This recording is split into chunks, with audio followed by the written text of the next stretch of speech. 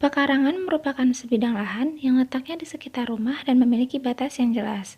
Pekarangan mempunyai berbagai potensi dalam pemanfaatannya sebagai salah satu komponen yang dapat memenuhi kebutuhan sehari-hari. Berbagai jenis tanaman dapat dibudidayakan di pekarangan. Salah satunya adalah tanaman obat keluarga. Tanaman obat merupakan tanaman yang memiliki khasiat pengobatan dan umumnya dibudidayakan oleh keluarga. Terdapat beberapa faktor penting yang dapat mendukung pelestarian tanaman obat keluarga, sehingga mendukung keberlangsungan konservasi tanaman obat keluarga. Namun, terdapat pula beberapa faktor penghambat yang dapat menjadi tantangan dalam konservasinya. Bahan dan alat yang digunakan dalam penelitian ini adalah tanaman obat yang dibudidayakan responden, alat tulis, kamera ponsel, Microsoft Excel, Microsoft Word, dan SPSS. Penelitian dilakukan dari tanggal 6 sampai 27 Juli 2020 di 3 lokasi, Kecamatan Medan Helvetia, Kelurahan Sesi Kambing C2, Kota Medan, Sumatera Utara, Kecamatan Bogor Utara, Kelurahan Kedung Halang, Kota Bogor, Jawa Barat, Kecamatan Radu Dongkal, Kelurahan Radu Dongkal, Kabupaten Pemalang, Jawa Tengah. Data diperoleh dengan metode wawancara secara langsung dan penyebaran kuesioner secara daring. Kemudian, data dianalisis dengan mengelompokkan data berdasarkan karakteristiknya, menghitung indeks keragaman spesies, dan uji korelasi Spearman Rank menggunakan SPSS. Jumlah responden yang diwawancarai di 3 lokasi adalah 17 responden, dengan rincian 7 responden di Bogor, 5 responden di Medan, dan 5 responden di Pemalang. Jumlah responden berdasarkan kuesioner daring yaitu 97 responden dengan rincian 20 responden di Bogor, 21 responden di Medan, dan 56 responden di Pemalang. Sebanyak 88% responden berusia 15-25 tahun, 4% berusia 26-39 tahun, 5% berusia 40-59 tahun, dan 3% berusia lebih dari 59 tahun. Komposisi persebaran responden berdasarkan jenis kelamin adalah 85 responden perempuan dan 29 responden laki-laki. Seluruh responden membudidayakan tanaman obat keluarga di pekarangan yang dikelompokkan menjadi 4, yaitu pekarangan sempit, pekarangan sedang, pekarangan luas, dan pekarangan sangat luas.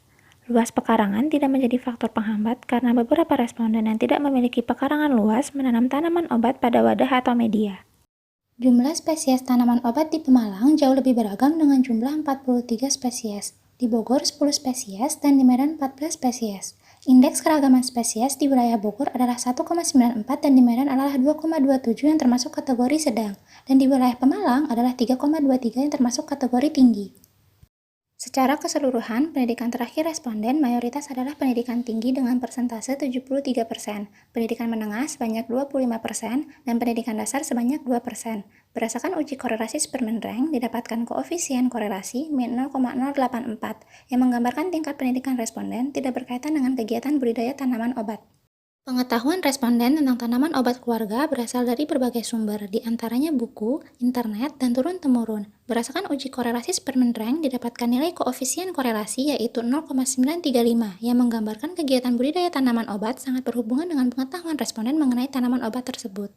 Kepentingan toga menurut persepsi responden didasarkan pada tingkat keperluannya terhadap tanaman obat tersebut, yaitu sengaja dibudidaya, jarang diperlukan, atau sering diperlukannya dalam kehidupan sehari-hari. Pengolahan tanaman obat oleh responden dilakukan dengan cara direbus, ditumbuk, diremas, disayur atau dimasak, dibuat teh, atau tanpa pengolahan.